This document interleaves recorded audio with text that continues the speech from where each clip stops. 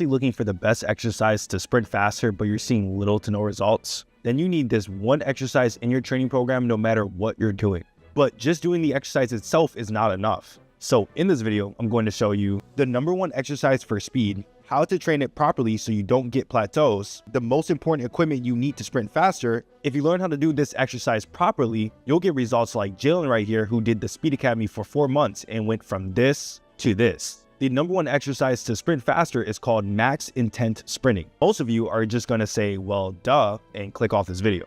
But the problem is most athletes are doing this exercise wrong. So once you start practicing the first fundamental of sprint training sessions correctly, then you'll see results like my athlete Gavin, who went from this to this just by doing the Speed Academy program for a few months. If you want to hop on, link in the description.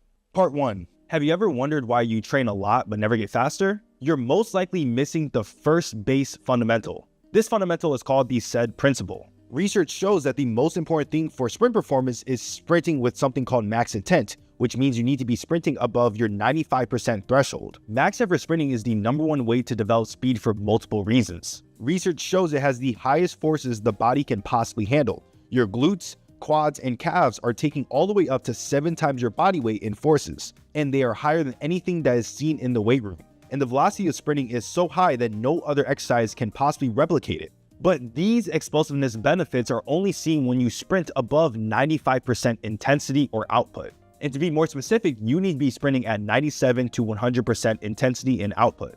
For example, if your 40 yard is 5.0 seconds, then 100% of your speed is 5.0 seconds in the 40 yard. So if you sprinted and ran a time of 5.4 seconds, then that means you were fatigued and not able to reach your 95% threshold. And to your body, this is conditioning and not developing fast twitch fibers or any quality of explosiveness. Now, what if I told you that 90% of athletes are actually sprinting under this 95% threshold every session? But now this brings us to the exercises. There are 2 very simple and easy ways to get max intent and sprint above 95% of your output consistently. The first way is timed sprints. And I'm going to give you a list of a few great ways to do this consistently, from cheapest to most expensive. The #1 way to time your sprints for free is with your phone. But recording yourself and using the Photos apps or Coach's Eye is actually pretty accurate, usually within 0.1 to 0.3 seconds of accuracy. To do this iPhone setup, you need to set up 2 shoes or 2 cones. The first cone is where your starting line is. Then you want to measure out in steps around 10 to 40 yards. So measure it out to whatever distance you're going to be sprinting. Then set up the phone on the floor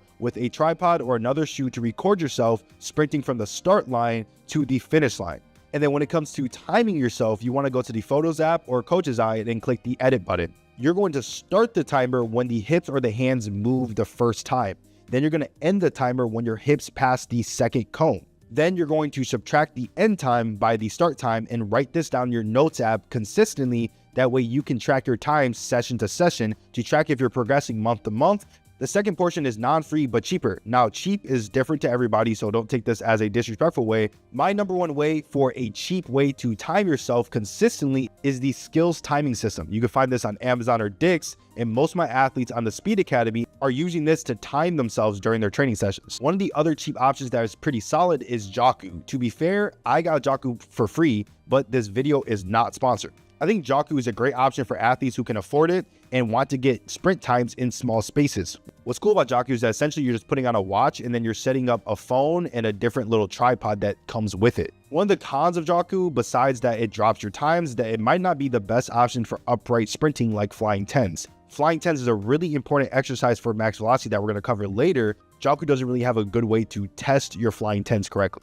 Another decently priced option is Dasher. Now we're going to get into the most expensive and best options. The #1 option is usually going to be the Freelap timing gate system. There's thousands of ways you can use Freelap, but just look up Freelap, see if the price range fits for you. It's around the $500 to $1,000 range, and it's easily one of the best ways. Next ones I like is GPS monitoring. They're essentially those GPS bras you see people like Les Spellman use. There's multiple brands you can get GPS monitoring for. They're not cheap. They're going to be $500 to $1,000. You can look into the Valid timing system, the Zig timing system, Swift performance, and even microgates. All these products ranging from $0 to most expensive are great ways to track your speed gains over time. The second way to get max intent, and probably the best way for most athletes, is racing. Have you ever wondered why most of the world records and personal bests happen at NFL combines and track meets? Well, there's multiple reasons, but one of the main reasons is adrenaline and the desire to win. This brings athletes well above the 95% threshold and helps them recruit max fast twitch muscle fibers.